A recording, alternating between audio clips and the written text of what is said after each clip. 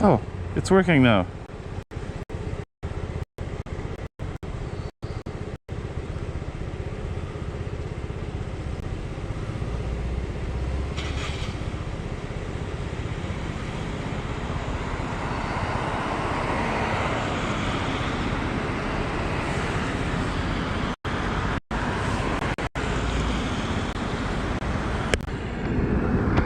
Alright, what's up 819s? A lot of frustration over getting these live streams set up, and I'm not really sure what the problem is.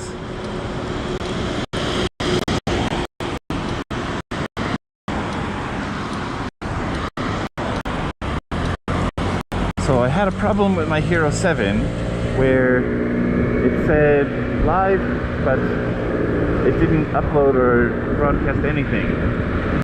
Same setup as before, to be honest. I'm using Hero 7 as my regular helmet cam. The first day that had a problem, I switched from my Hero 7 to my Hero 9. Second day, the Hero 9 had a problem. It didn't,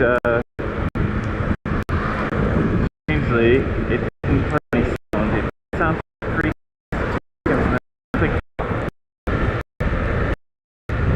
and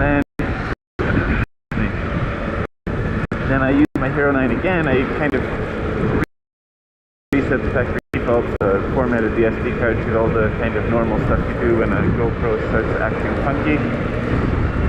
And then the live stream didn't upload at all. I'm wondering now if my account is being limited or throttled in some way. I'm considering to be part of the problem. The software throttling. So, I also used my pocket Wi-Fi. Wi-Fi I had temporarily. Excuse me.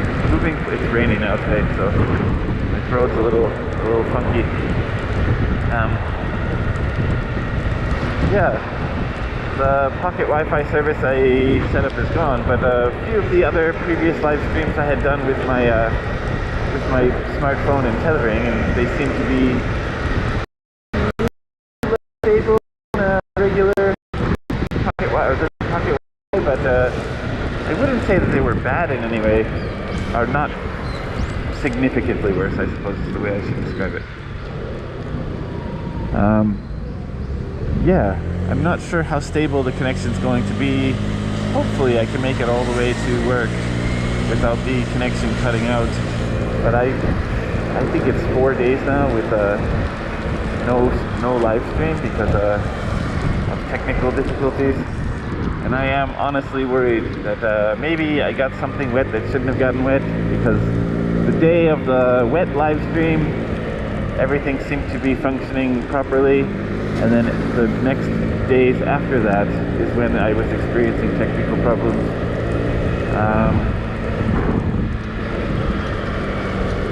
Everything is wrapped in a way that water can't really get inside from the main ports. So like the USB and HDMI port on the Hero 7 are sealed off.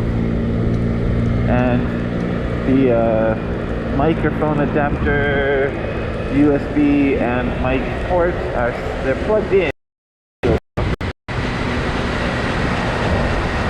I don't know if water can get into the camera from somewhere else, through one of the microphones or one of the other seams or cracks or something. I don't feel like I was in heavy enough rain for it get into the camera, but that was why I switched to the Hero 9.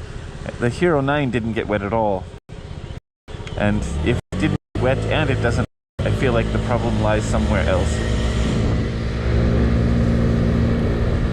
Ah, boy. Troubleshooting gremlins like this can be a little bit of a hassle. But maybe we're good now. I hope.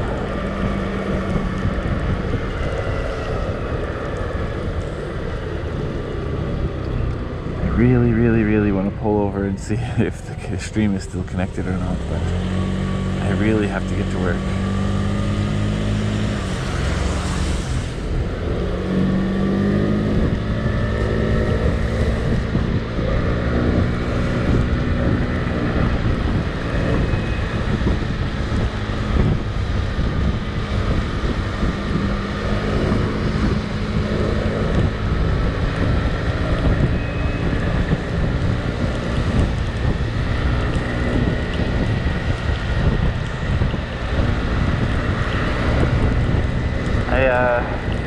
I think the next step will be to try the Hero 13, but not in the media mod. Just attach it to the camera directly and use the microphone adapter on a rainy day. And if it's not a rainy day, I can attach it with the media mod, because that seemed to have been working the smoothest. I also turned the setting down for my oh man, there's that Edsel. Turn the setting down from 720p to 480, hoping that would reduce the amount of bandwidth needed, therefore the stream could hopefully, theoretically, continue smoothly. Little research online though did say the bit rate between 720 and 480 can be similar. If you have a high quality 480 stream, it can consume as much data or use as much bandwidth as a 720 stream, which kind of surprised me, to be honest. Hopefully you didn't see my passcode. Is it working? Okay, still seems to be working.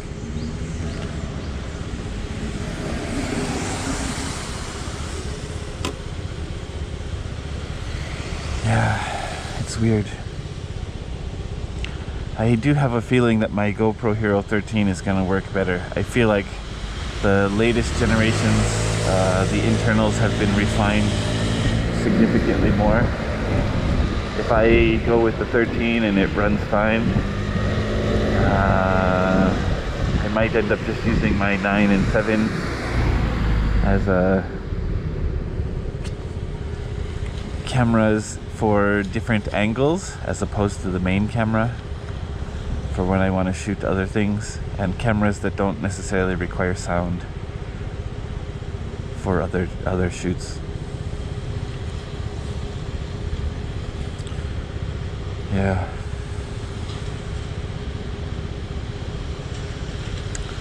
So I want to talk about some of the stuff I talked about in the other videos, especially the ones where the microphone cut out, but I'm not sure if it was, maybe I'm jinxing the camera with a bad topic too. Maybe that's what it was. The camera doesn't want to hear what I want to say. Yeah, the last 2 days I told a story that I heard recently about a friend. So I have a friend, he's in his 30s, he's single, I believe mid-30s, single, and he uses dating apps to try to find a date or to try to find a... I'm not sure if he's looking for a wife, but I think he's looking for a wife. And yeah, he recently matched with someone, and he said there was an immediate red flag. The immediate red flag is that she was younger than him. She was in her early 20s, he's in his mid-30s. He's like, that usually doesn't happen, so for him, he was a little suspicious of that. Then they made a plan to meet up, and I guess I might be over-exaggerating it or overstating it, but she insisted on the restaurant. The way he told the story is just she chose the restaurant. She decided where she wanted to go. I don't know how much he pushed back, but basically they went to the place that she chose. And again, in his mind, this was another red flag.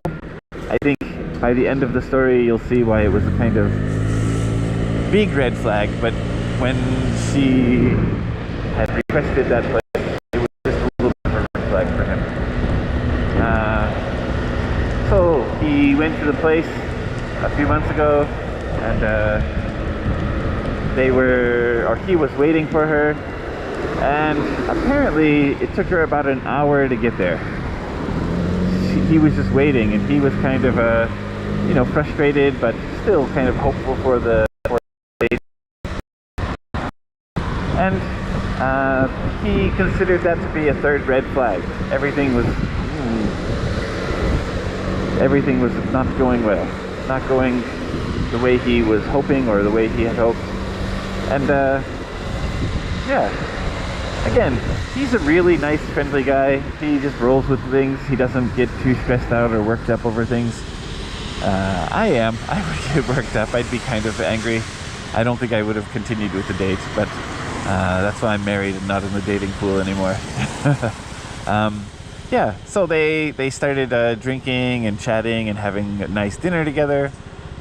He said they ordered a lot of drinks, and I was like, what do you mean? He's like, we ordered about 100 shots.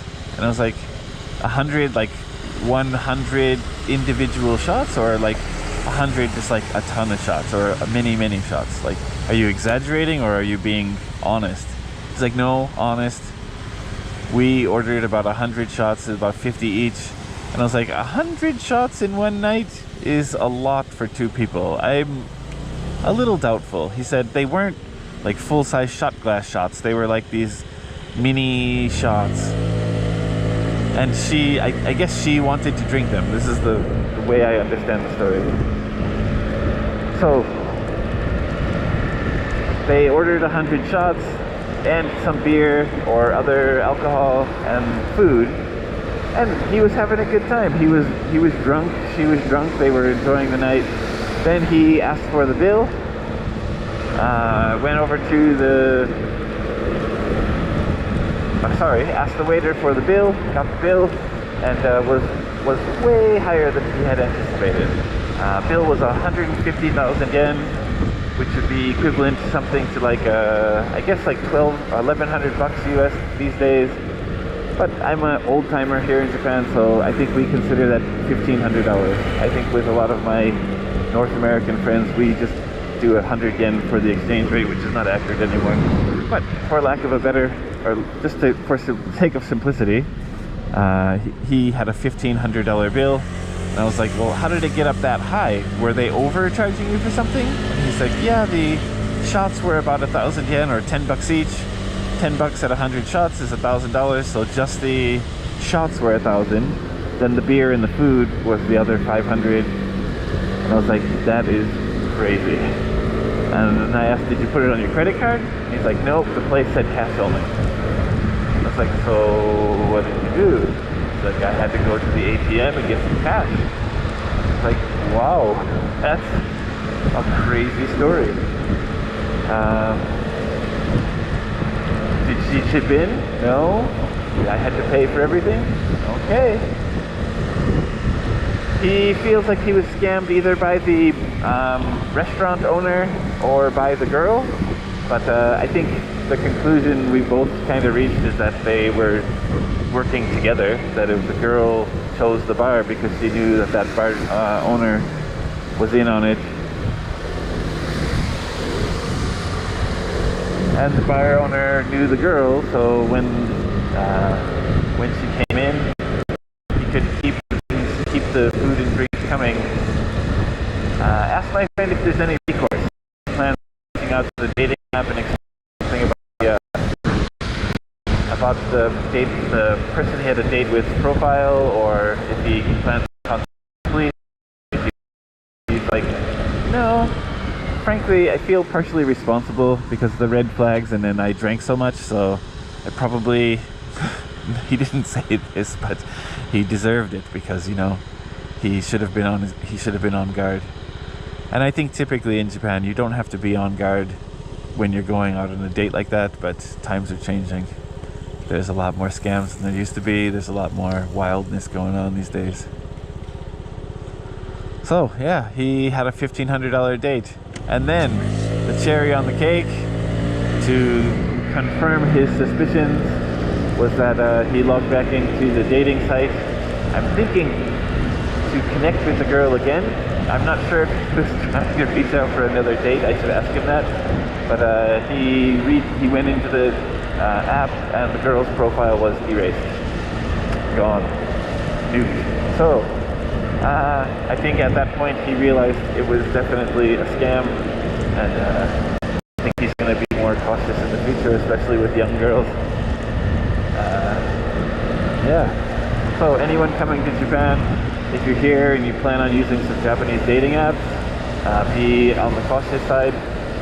I asked him if it was Tinder or like any big famous app, and he said no, not Tinder. Tinder is basically for younger people, and he's an older guy, so it's hard to get matches on there. So it was a different app. It was a Japanese app. But yeah, stay on your toes, stay alert.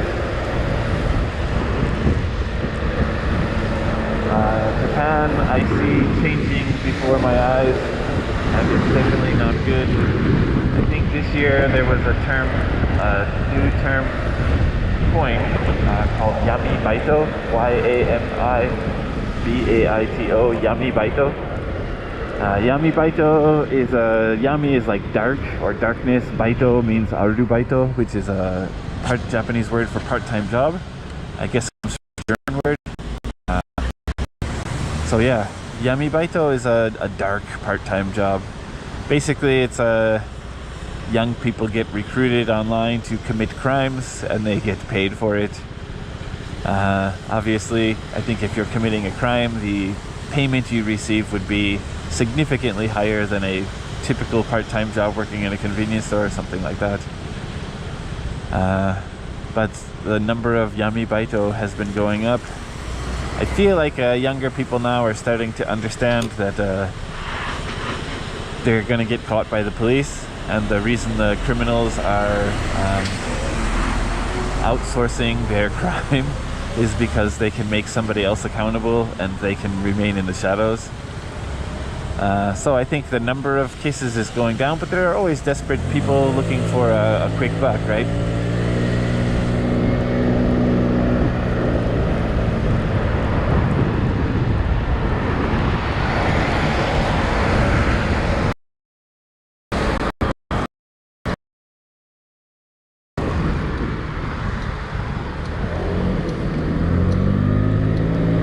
Watching the news too, you can see strange cases, things that typically didn't happen more and more frequently in Japan. I believe there was a stabbing in the Tokyo subway the other day. Yeah, the number of crazy people is slightly on the rise. It's not a reason not to come to Japan. Japan, statistically and overall, is still an extremely safe country.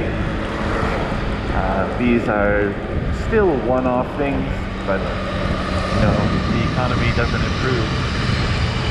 Who knows where we're going next?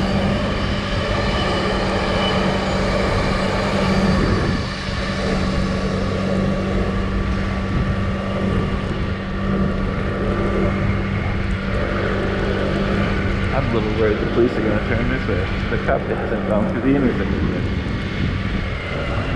Nope, he went the other way. I'm safe.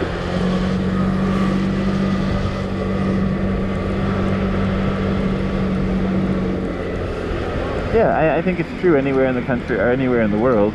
Even the safest of places always has a bad element. There's someone there who's trying to take advantage of you. So I think that the same is true in Japan. Foreign people or tourists sometimes get the impression that you can do anything you want, anywhere you want, anytime you want. And I think it's just not the case. But still, come to Japan, enjoy it, it's safe. And I think typically Americans are always a little more alert than other people, because you never know what's going to happen around you in the States. So we're kind of on our toes. Alright. Luckily the rain didn't fall too hard, so I made it to work more or less dry. Thank you guys so much for watching. Hopefully this live stream ended completely and successfully. And hopefully I can move forward and continue doing these live streams. Ride safe.